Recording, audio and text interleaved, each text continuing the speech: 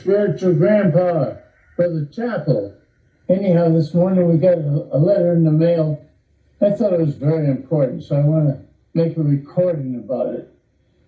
You know, in the beginning, how it all started was a frivolous lawsuit against Mrs. Collins, the owner of the company, and it was about a bad check. 3 bad checks, matter of fact. They had a check cashing business. This guy put in 3 bad checks. This Dale Fuller. So what happened? They sent it's a legal 10-day notice to get in touch to find out, what's going on. The checks came back, account closed. So it was predetermined what was going to happen when we got the checks. So then, on the record, it showed who he worked for. So when they came back with refused to cross the front of the check, the front of the envelope, came back to us, our only recourse was to go ahead and send a letter to where he worked, which is Charter Cable. They sent a letter to Charter Cable. Well, this fellow's daddy was an attorney, which he bragged about, so we knew the checks would be good and all that, who was a friend of Judge Evans. So Attorney Fuller and Judge Evans said, well, we're going to get him. That's what had to happen, because a frivolous lawsuit of a man being charged for $5 million for receiving bad checks, not writing them, but receiving the bad checks. So anyhow, this is where it worked out. So what happened was it went to the Supreme Court, which very few cases are taken up by the Supreme Court of Alabama. But this was, 6 judges came down and made their ruling that they should have never gone to trial. It was a frivolous lawsuit, and they literally spanked the jury and the judge and the attorney for what they did. Now, since then, they didn't like to be verbally spanked. So they've been after the company, matter of fact, 3 different companies, and trying to break them. Now, we've tried our best to go through Alabama courts, civil courts, and it don't work because they're against us, because we're the ones that put the spotlight on them, like putting a spotlight on a roach. What to do? It runs and hides. However, today we got a letter in the mail. I want to show you the letter, and I'm going to have Nicole read the letter so that everybody knows what happened today. This is a godsend. We need help. The only way we're ever going to get it is federal help.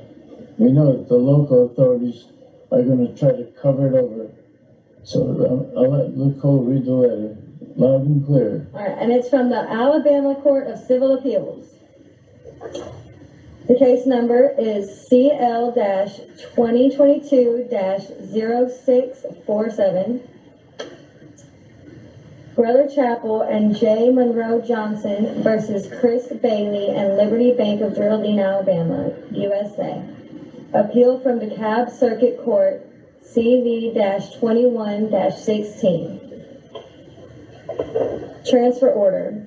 You are hereby notified that the following action was taken in the above cause. Appeal transferred to Supreme Court of Alabama for lack of this court's appellate jurisdiction, and it's also signed by Nathan P. Wilson, which is the clerk.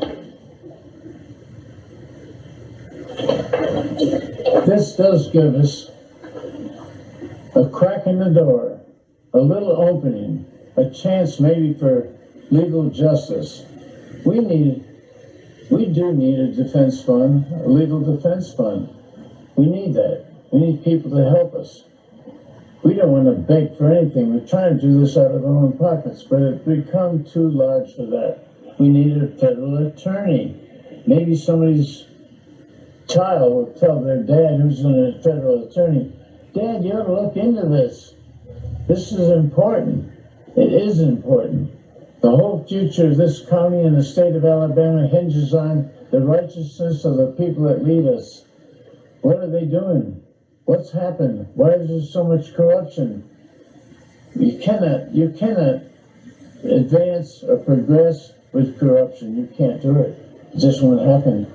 We need to clean things up. We've got a beautiful state. We've got a beautiful county here. We've got good people. We've got a lot of people that are not good. Let me just put it that way. We need help. We need help financially. We need help spiritually. We need help just to let us know you back us.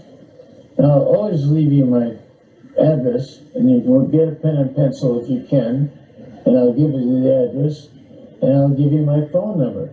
My phone is off right now because we're recording, but it's always right here, or it's on my nightstand by my bed. I'll answer that phone 24/7. I'm so involved in this. I'm 95 years old. I got to do something good before I leave. And I think this is one good thing. If I can make this a better county, make the people within the county better people, make the state a better state.